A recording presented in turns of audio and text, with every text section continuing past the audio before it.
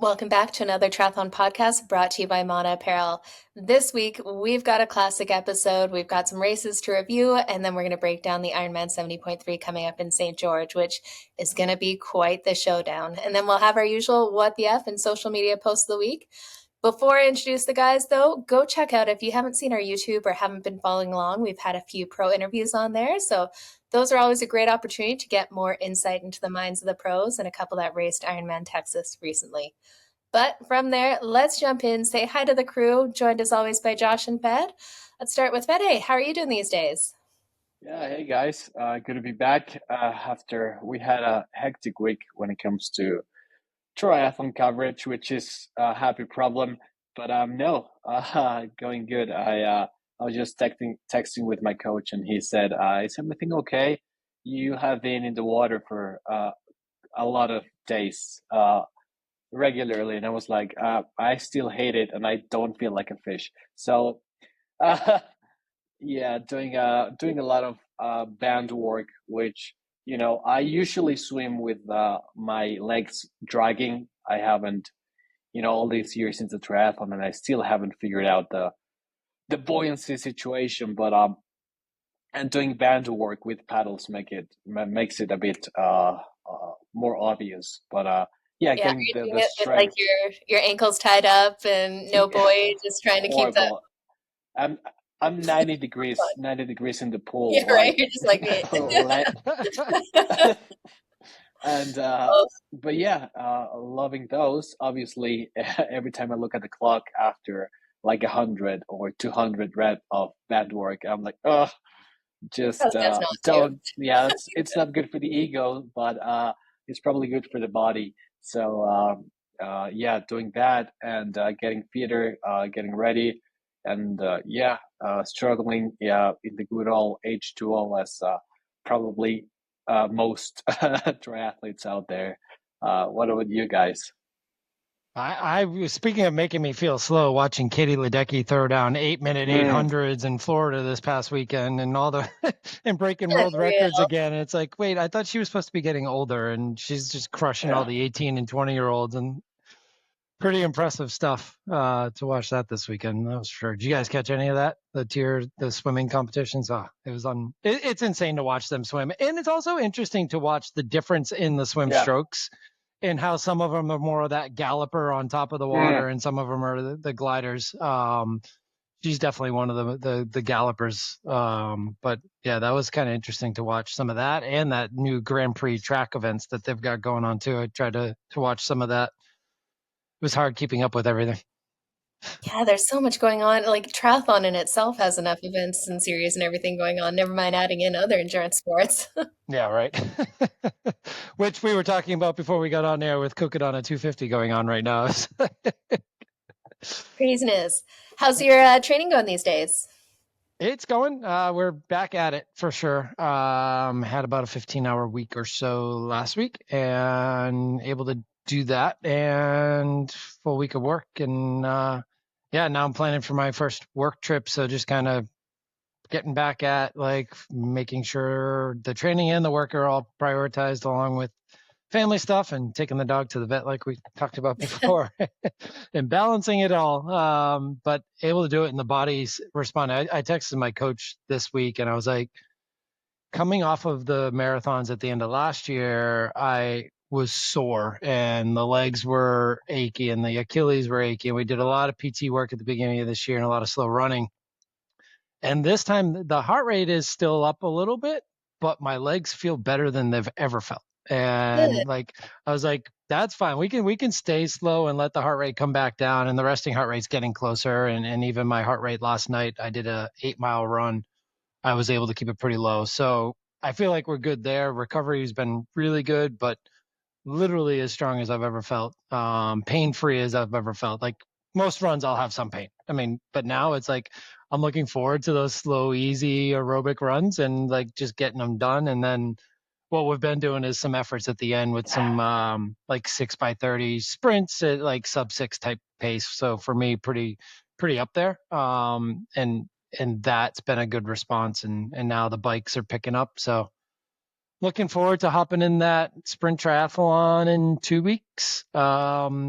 but I'm going to do the sprint triathlon and then do like a long bike ride afterwards. So there's no taper, no nothing. It's all just Nice. getting slid into the training schedule. Yeah. And Fair we're looking at my big race is the Olympic in the middle of June, and then Oregon at the end of July are the next two big ones that are kind of being trained around. Awesome. Well, good to hear everything's feeling good, especially after a surprise PR in a marathon. That's something you feel too often. I'm telling you, those super shoes these days. They make such a big difference. It's insane. It's all you, Josh. Yeah. No, I mean, that's the strength training that was added in and stuck to and consistent. I think that was a huge factor in there too, just taking care of the posterior chain. So whenever you see posterior work on your schedule, get it done. Do it. Do it.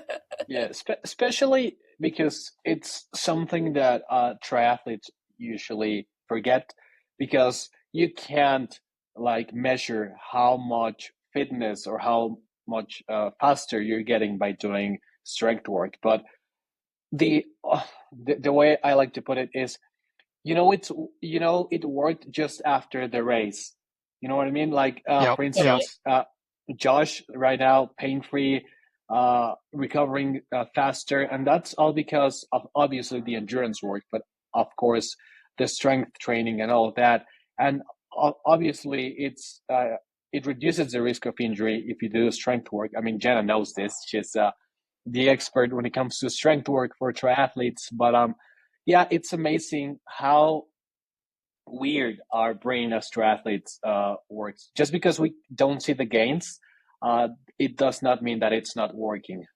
Yeah, just being able to continue to train is huge, right? I mean, if you have to take time off, that's where you can start to lose fitness, or if you have to drop your volume. But if you can do it on that progressive overload and pull it back down and go back up, and it's stacked over an entire year or 2 or 5, that's where it really starts to add up. And that's the long game that I've been playing, and it's fun to go after goals in between on the way.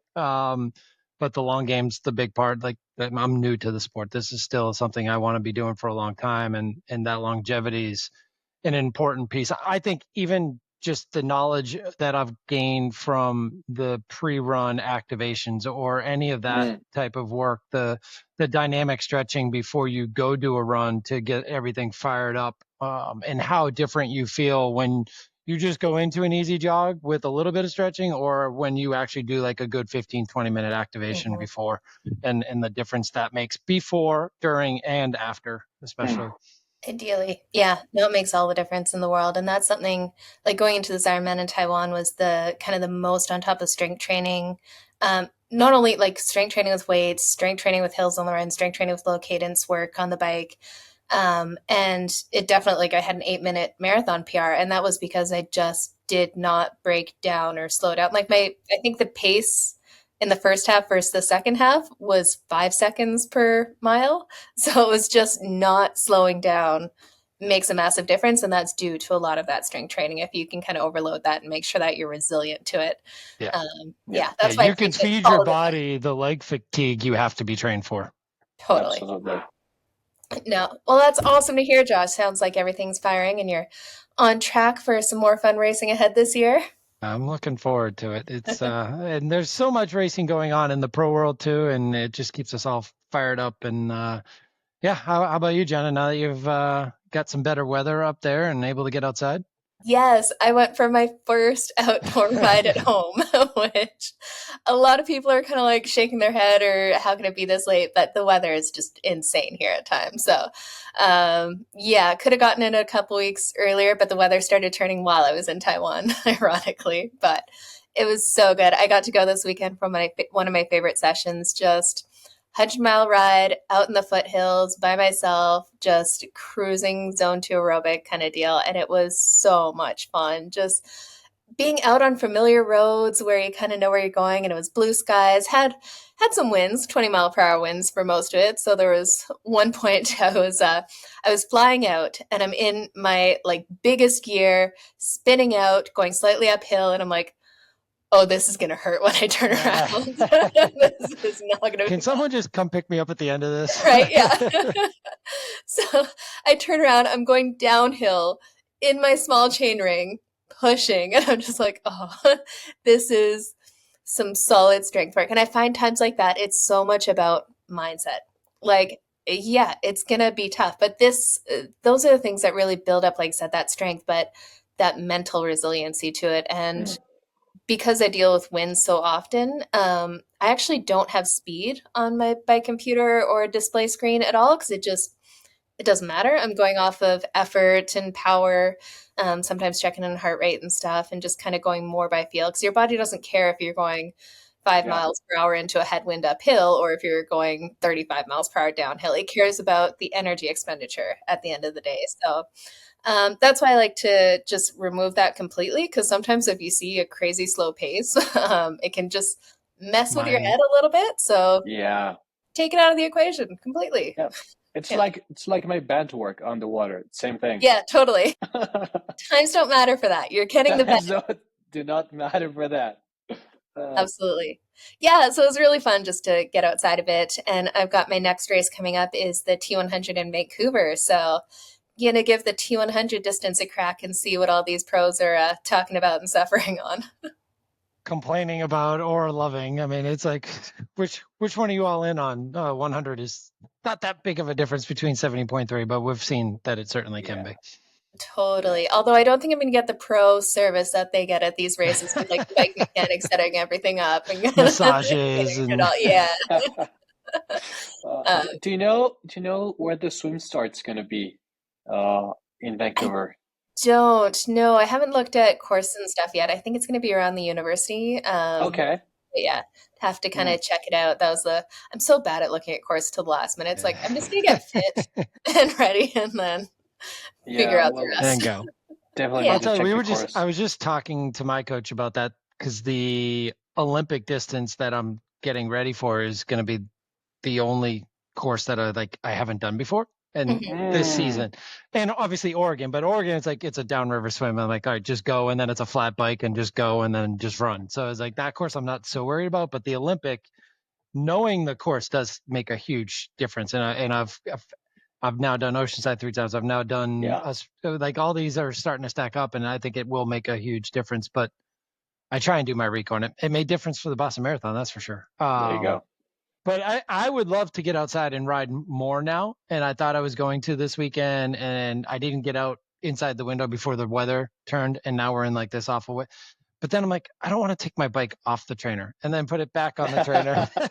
It's like, do I really want to go take my backup bike and get it fitted exactly and put that on the trainer? And it's like, so I would imagine there's other people in the world right now that are dealing with the same thing. Like, do I take it off? Do I put it back on?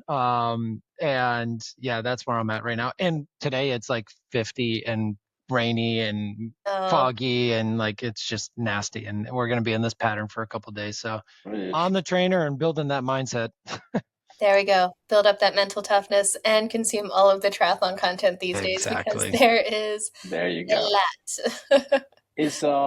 Is your Olympic distance draft legal or no? No, not draft legal. It's a USAT. Okay, gotcha. USAT state championship to qualify for Milwaukee this year. Oh, fun. Gotcha. Okay. Would you go and do Milwaukee if you qualify?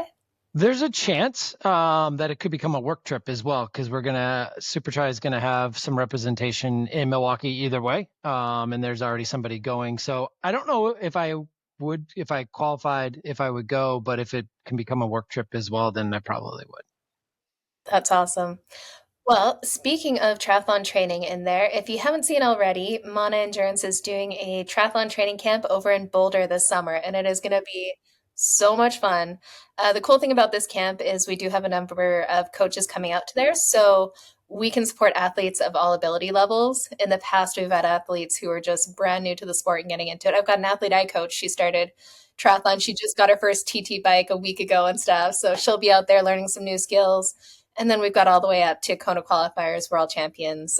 So there's definitely availability for everyone to kind of find their paces and get in some good training. The cool thing too is if you sign up by May 14th, you get entered into a free a contest for a free Ironman entry. We're doing a giveaway to one of the camp participants, so you have pretty good odds there. And you also get a custom camp cycling jersey, bib shorts, and running singlet included in your registration fee there too. So go check it out. Because you are a listener of another triathlon podcast, even if you're not a Mana team member, send us a DM and we can get you the Mana team member discount and pricing, same pricing they get, just as a thank you for listening and following along. But go check it out, monoapparel.com, and you can go under community and training camp, or just send us a DM on at another triathlon podcast, and we can send you all of the details there. It is going to be so much fun. And I don't know if you guys saw, I shared on the group one of our other training camps in Cozumel. We like to train hard and get in all the work. And then you got to party hard afterwards. And we had one of our team members had a birthday party. So it was quite the after party after the camp weekend too. Yeah, definitely a lot of FOMO going on for sure. And Boulder especially is quite the training grounds. Such an iconic location. I lived in Denver for a while, and I'd drive up, and at the time I felt like such a pro athlete. I had this really crappy old truck, like 1988, a little Ford, and I would have my Specialized Shiv in the back of this truck. The bike is worth way more than the truck. I'm like, oh yeah, I feel like a pro here. There you go. Yeah. So much fun to train up there, so definitely check it out. But let's jump into more of the pro racing here. We had another race in the Ironman Pro Series, which has been kicking off in phenomenal style. But Fede, why don't you tell us what happened this weekend? Yeah, we had a race going on in Italy, which is part of the Pro Tri Series from Ironman in Venice-Jesolo in Italia, and we had these things. yeah, to try my best. It was a good race. I mean, it wasn't the hype race that we usually see. It wasn't Oceanside, so we didn't see some of like the bigger names. But yeah, it was like a pretty cool race. Definitely, if you are one of those triathletes that likes to travel to a race just because of the destination, I mean, this is probably on your bucket list. Italy, wine, pasta, cheese. I mean, it doesn't get any better than that. There you go. And we had a pretty cool race. Let's start with the women. Obviously, riding the Norwegian hype train from Norway, we had Solveig Løvseth taking the win in 3:53. So I remember the day when it was a pretty big deal for women to go sub 4, and now they're just going sub 4, left, right, heely, flat. It's just crazy the level of competition, and she ran a 1:16, so she was. I think that's like 3 wins in a row for her too. Yeah, I mean, she's on a tear. Crazy. Absolutely, and it's amazing because she raced short course as well, but I believe like Julie Deron, her strengths lie more into the middle distance, longer distance type of races, which is awesome to see because just for all triathletes out there, know that you probably have a strength when it comes to distance. So just because you're not the best at Olympic or sprint doesn't mean you're not going to be great at 70.3s or full. Just it comes about, finding your strengths and knowing what you're good at. And second place from Germany, Lina Meifner. She ran a 1:20, so of course moving fast as well. And she also went sub 4, 3:59.42, so just barely under that sub 4 mark. And in third place from France, Emile Morier. She clocked a 4:01, so fast race on the girls' side. A special mention to Mona athlete, to Julie Yemolo from France. She didn't have like a super good race, but she was up there in the mix on the swim and on the bike. But I think it was her 70.3 PR, but she also had raced Texas the week before. Exactly. So I mean, that turnaround. I always say, long to short, just not fun. That is impressive. And it's always like a hit or miss. It's a mystery when you go like back to back. Either it goes amazing or it doesn't go like really, really, really good. So it's always like this gray zone. Mm-hmm. Yeah. Oof. Good turnaround. Yeah, and let's jump into the men's results, and then we'll have a little talk around kind of some of the stuff we saw on social media afterwards. Yeah. On the men's side, we had a winner, and it looked like the name looks like something we might see on like a history book or something from way back when in Achilles and the great Greek empire. We had from Greece the winner Panagiotis Bitados from Greece took the win in Well done. 3:31. Yeah. Exactly. He looks like he could be like in a movie or something like Gladiator 3 or something. I think the talk is we're going to see more of them too. So I think we got to work on that name pronunciation. All three of us. we need to polish our Greek. That's for sure. I volunteer to travel to Greece to work on my pronunciation. There you go, small sacrifice. And he ran a 107. So this is elite running.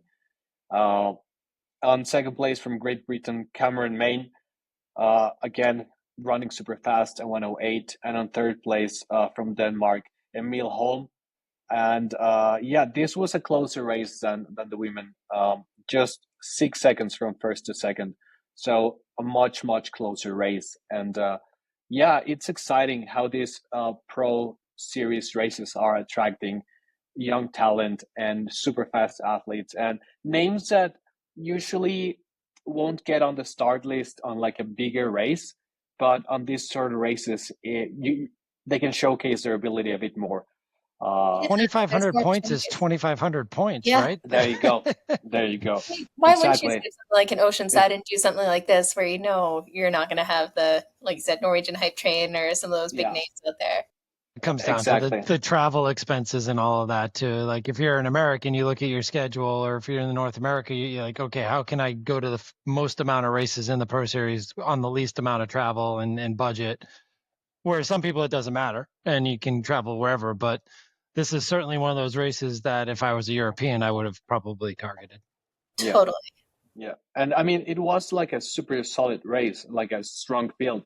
We had the likes of Pierre Lecour, former 70.3 world champion Rico Bogan, Jonas Schomburg. So it wasn't like a walk in the park for Panganotis. But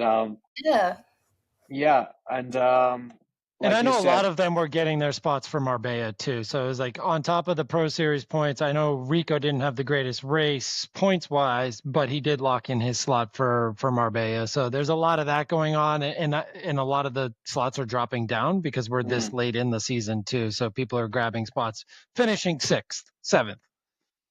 Starting to roll down there. Yeah. Well, while we're talking about this race, I'll jump into my what the F of the week here because I shared it on the Another Triathlon podcast, social media and Instagram. Draft Fest, anyone?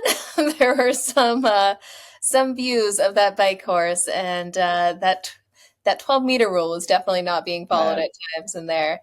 It looked like the Daytona 500. Let's put it that way. Tour de France race going on. Yeah, it looked like an ITU Abu Dhabi type of course where everyone's just together. Yeah. 4 wide. 5 wide.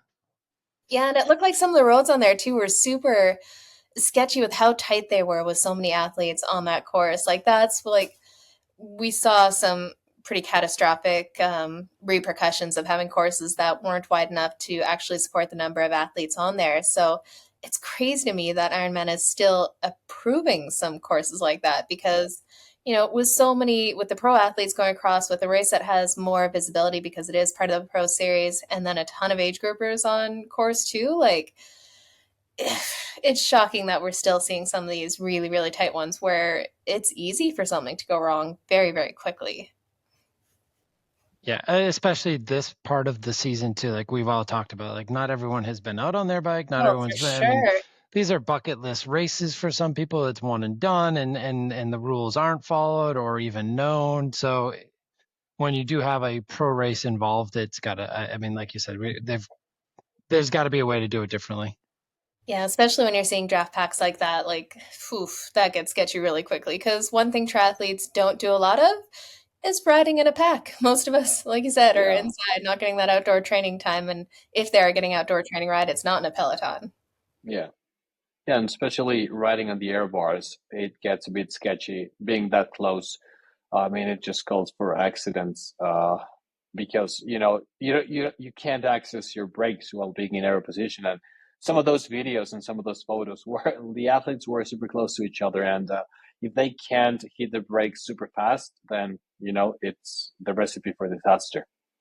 And it's one thing saying that Ironman should be making sure that people aren't drafting, but at the end of the day, try to take a little personal accountability here. Like Yeah, we do the sport to yeah, challenge ourselves to be the best that we can be, to do something hard for the satisfaction of just accomplishing something. So if you find yourself sitting in a draft pack, maybe just kind of think about that a little bit. I know at times it's tough to get out of them, but in some of those, it looked like everyone was just kind of piling up together. So And we're not talking about like, credit. oh, am I 10 meters or 12 meters? Or if Yeah. I'm like, no, yeah, this yeah, is yeah, like, are you riding Three wheels and across. somebody's next to you? And yes, yeah, yeah, yeah. There's obvious situations where you're in the wrong. yeah, absolutely. Well, let's move on. Something we've wanted to talk about. The Ironman 70.3 in St. George is coming up Mm, this weekend. And this is going to be an absolutely epic race. This is an iconic location. It's held the World Championships, the 70.3 World Championships. For years, they had a massive M-Dot in their town center. And this year, unfortunately, it sounds like it's going to be the last year that the race will happen there. I'm still half expecting at the award ceremony for Ironman to announce like a special announcement. We renewed the contract for the next few yeah. years, but as of right now, it doesn't sound like that's going to happen. But No, every one of their posts is like the last year, the last I year. It's like know Iron Man's just like rubbing it in. Like everyone else is saying, Yeah. I hope it's not. And Iron Man's just like, nope, it's the last one. we're done. Oh, We're out of here. man, Oh man, it's sad to see such an iconic race kind of go away because it we've seen is. some incredible performances there. Yeah, I've raced over there, and it's just such a cool course and a really fun place to go to. I think for a while triathlon kind of got burnt out on St. George, and I think that's why they saw kind of registrations go down for a while because it was the World Championships every year for some distance or another. But yeah, I think it's a shame to see it go. But let's Yeah. dive into what it looks like from the pro racing side of things. We'll start off with the women here. We definitely have some people who know this course well and will definitely tear it up. On the women's side, we've got Paula Findlay, Chelsea Sodaro, Tamara Jewett, Victoria Lopez, Jackie Herring, who we just recently talked to, Jocelyn McCulley, Lottie Wilms, Danielle Lewis, Kari Kavoja, Rachel Zelinskas. We have got a massive field going on in here. Rachel just announced she's not going to do it though. So she's still recovering from Texas and the injury that she had to pull out with on that one. So she's actually, I think just even today maybe announced that she's going to pull out from this. Well, that's a shame to hear. So there goes our swim pack up front. There we go. Yeah, definitely. We've got a couple swimmers who could really kind of tear it up, like Lottie Wilms or Victoria Lopez. You know, we always see Victoria kind of leading the front in there. They're going to put some pressure on for sure. Yeah, but this race, 100%. you know, this is such a biker's course, I feel at times. And apparently I've heard they've changed the run course from previous years where before it used to be super, super hilly up and down. Like that course was mean. You like head out of transition and it was 3 miles Straight uphill. up. And then you had to, at the end, run 3 miles downhill, which your quads do not love. Yeah. But it sounds like they have changed the course, so it is a lot more moderate, although there's a bit of off-road running at the same time, which never feels great either. But that's why I look to someone like Paula Findlay. Like, this just seems like her kind of course, and we've seen her do well here in the past. What do you guys think?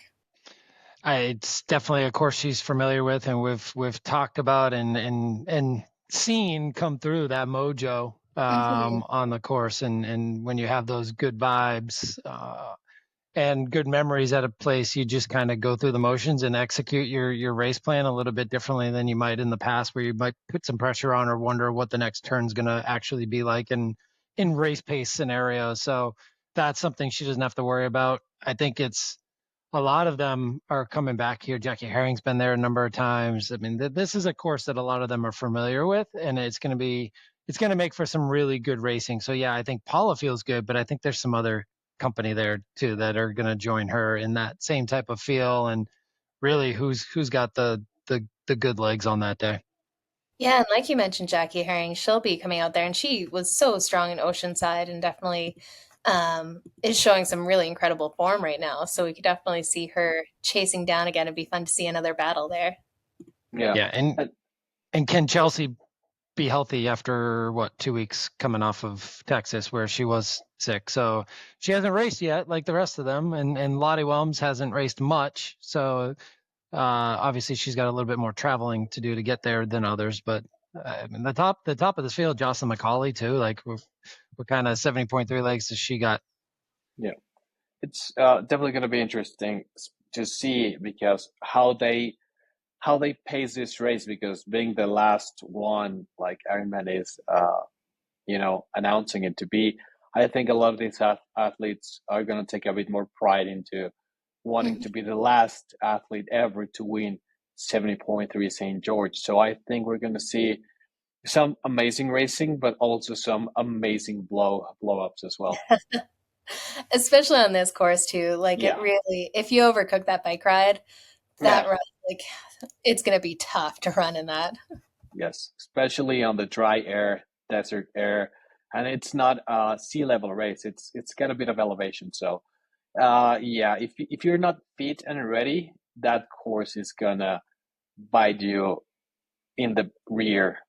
It's going to be interesting too with the bikers that are in this field that Yeah, don't necessarily have the run legs that some of the other athletes do. Like we know Paula's pretty well rounded. Chelsea's got crazy run legs.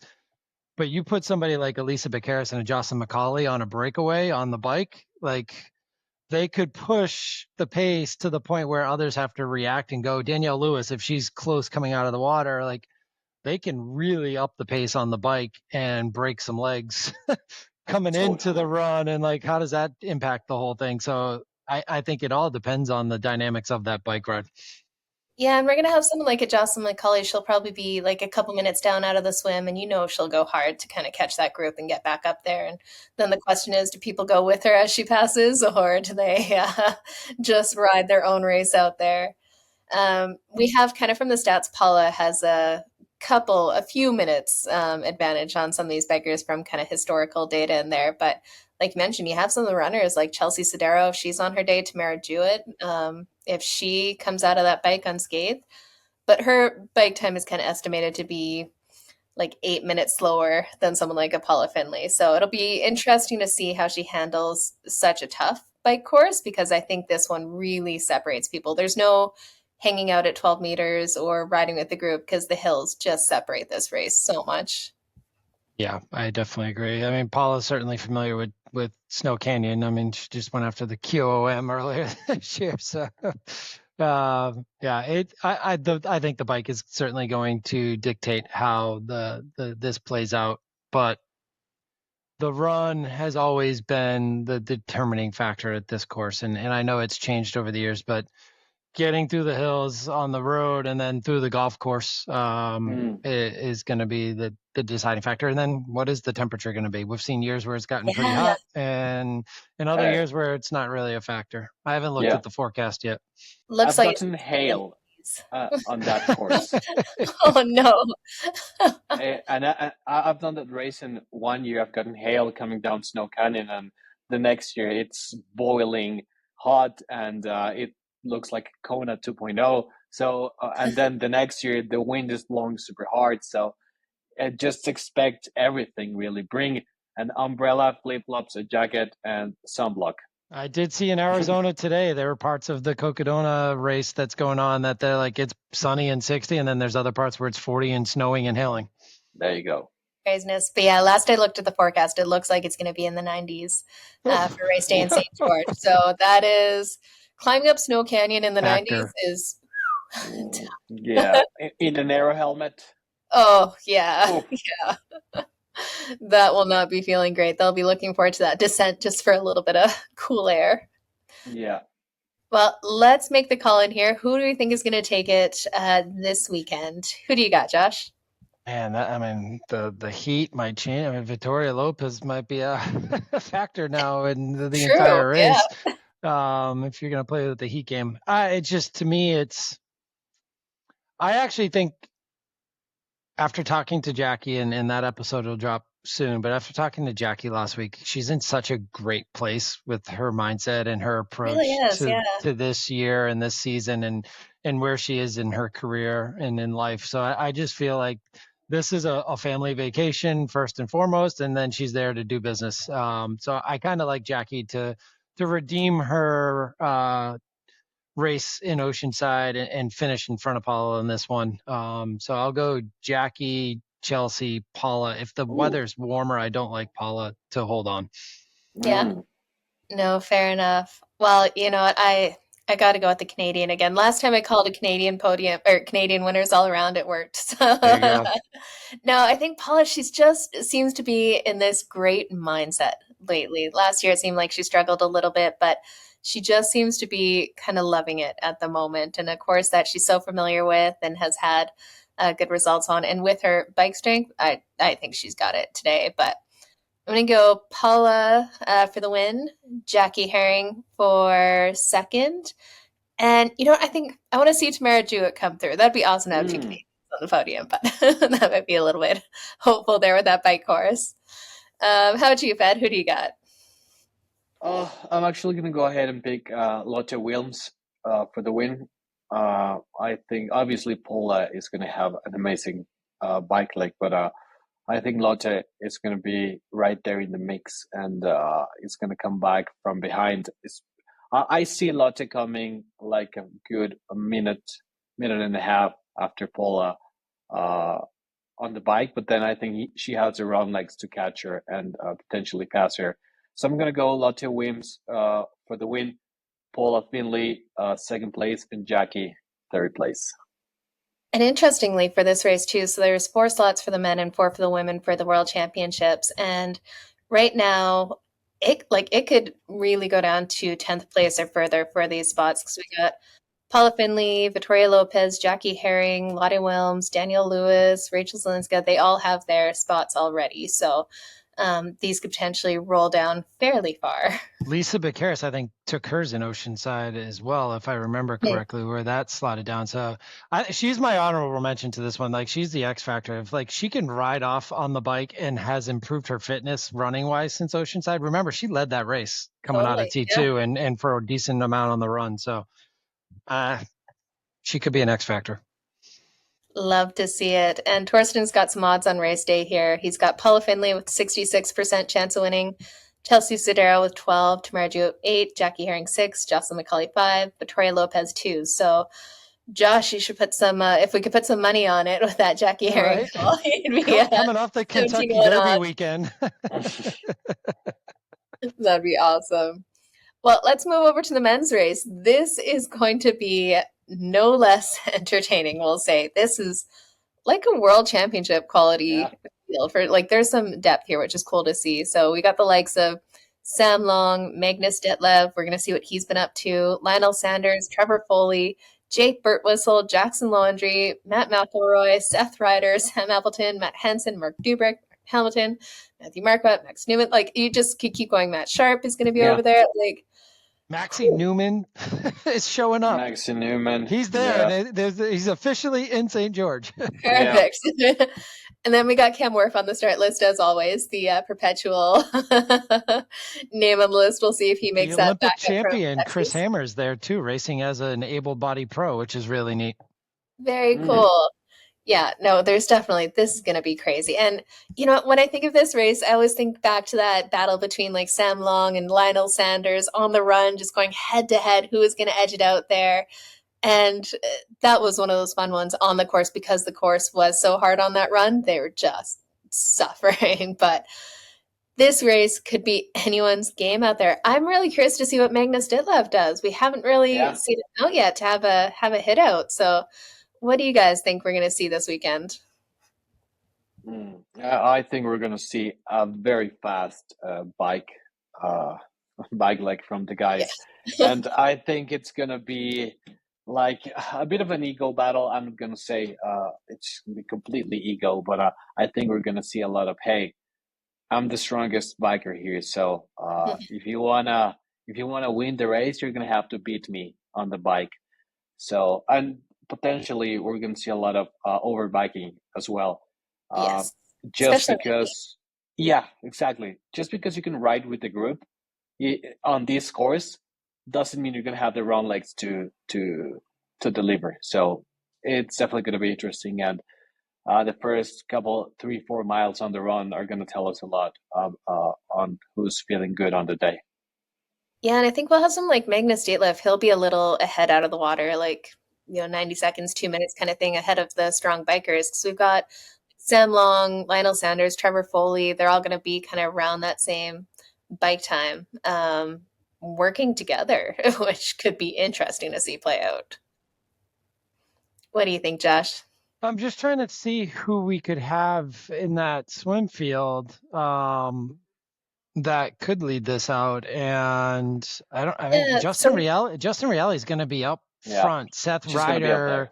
Seth Yeah. Ryder is going to be up front. It's going to be very similar to Oceanside, without a true front pack swimmer. Dubrick, another one. Sam Appleton. I think you're going to see these guys leading out.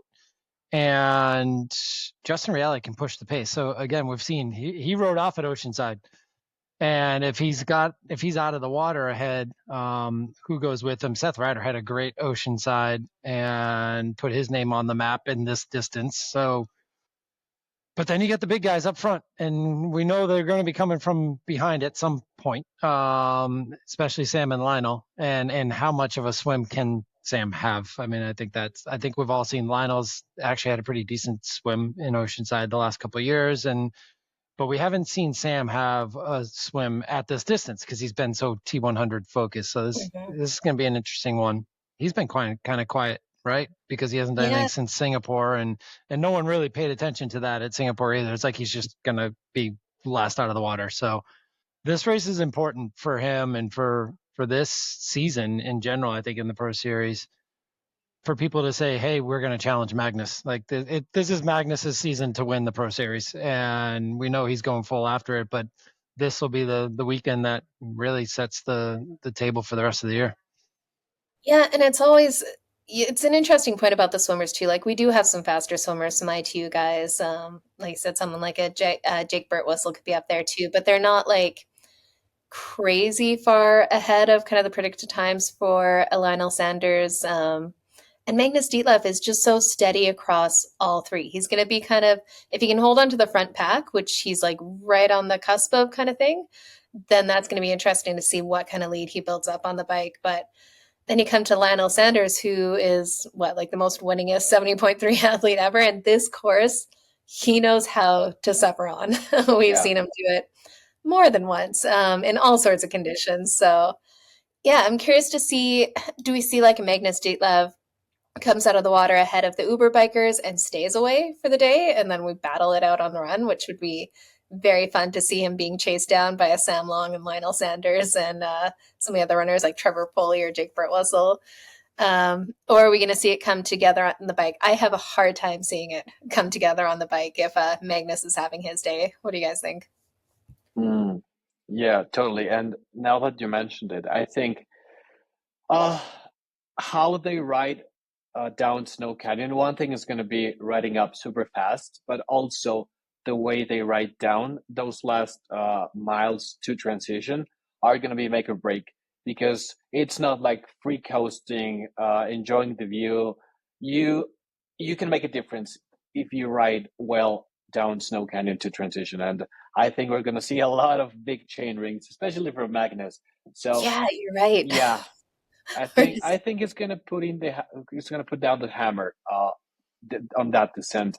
And yeah, it's gonna be tricky, but I'm definitely excited to see what Lionel and Sam do to breach out, because like you mentioned, someone like a Justin Riley, who's like a great swimmer, and maybe he gets out of the water with someone like Magnus, but maybe Magnus drops him, and then he's in no man's land, and then the likes of Ben Hamilton, Sam Long, Lionel Sanders catch up, and then they may catch up back to Magnus. I don't know, there's going to be a lot of dynamics going on, and I think it's going to be a super exciting bike course for sure. So yeah, looking forward to it.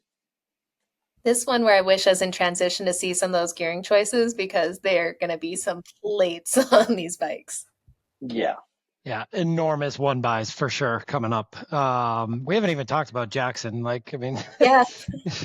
He did show up in race in St. Anthony, so he is getting into form. I just don't know if he's going to have the run form at the half marathon distance to hold on if he does anything on the bike. But his bike fitness is there.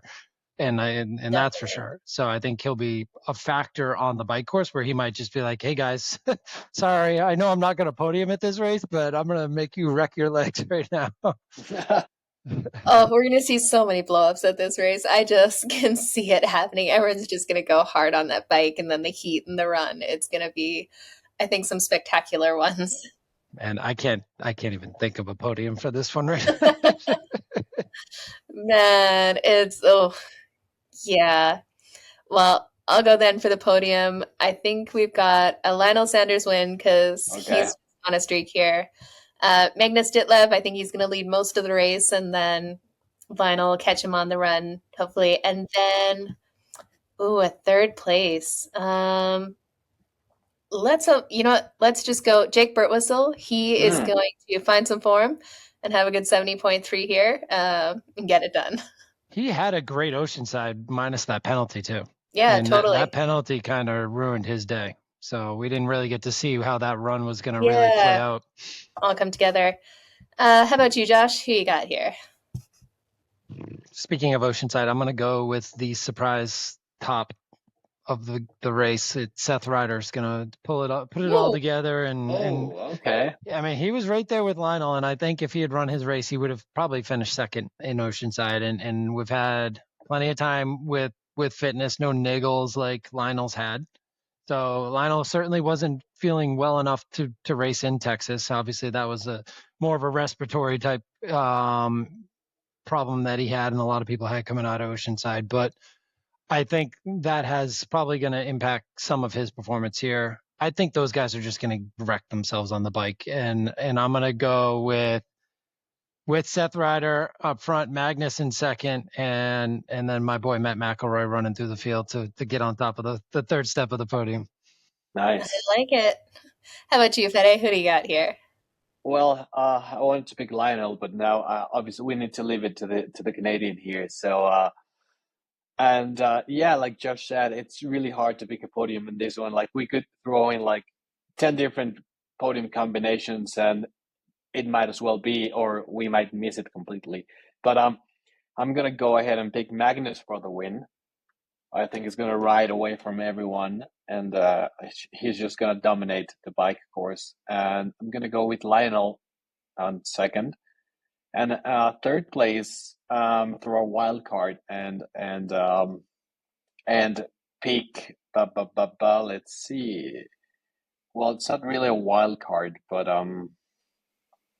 there is no real wild cards in the top 20 of this race.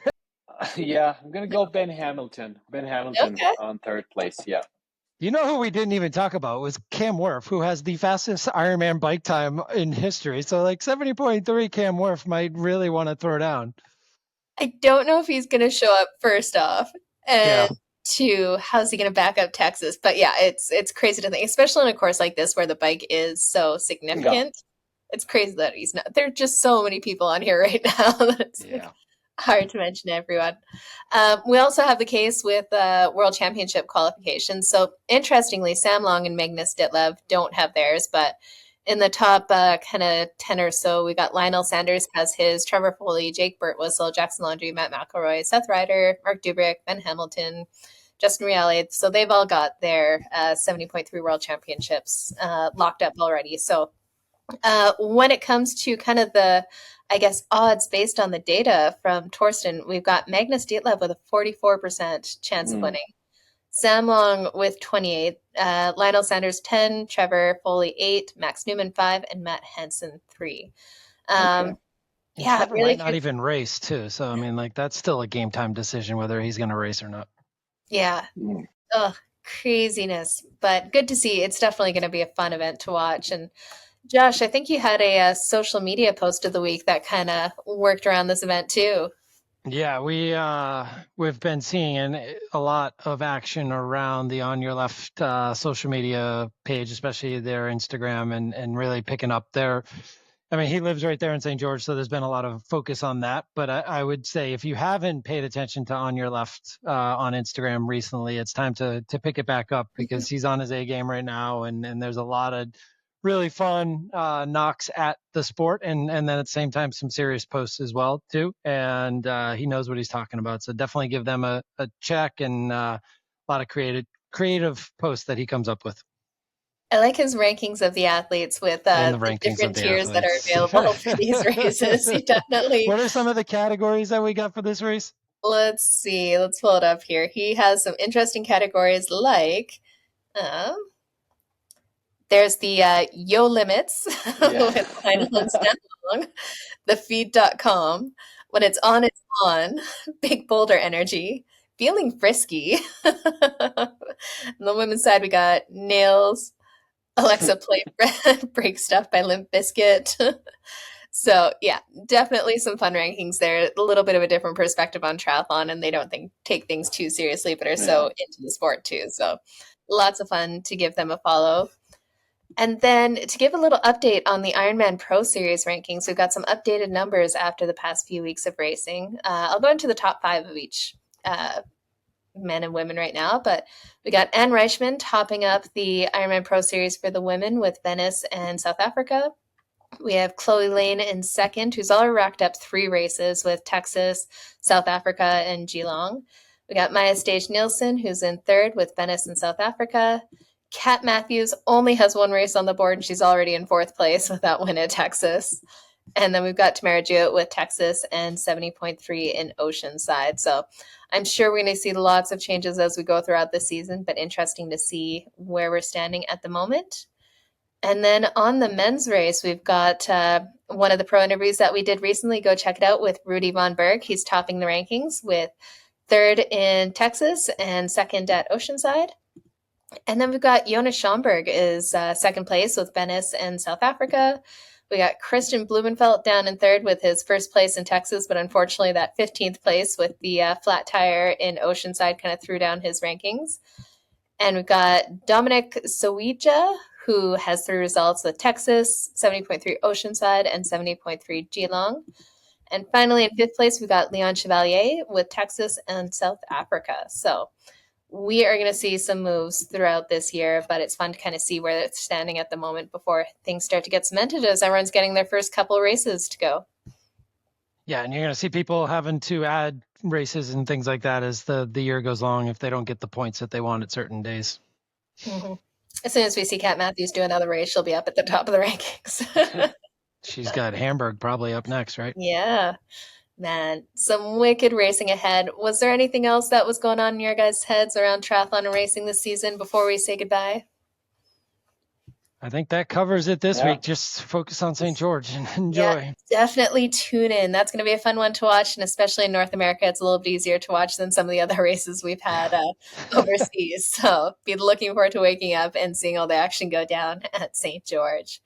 But until then, like I said, go check out. We've done a few pro interviews over the last little while, and check us out on YouTube or anywhere you listen to podcasts, and head over to our Instagram at Another Triathlon Podcast, and you can get all of our handles there as well. But until next time, have a good night, guys. Yeah.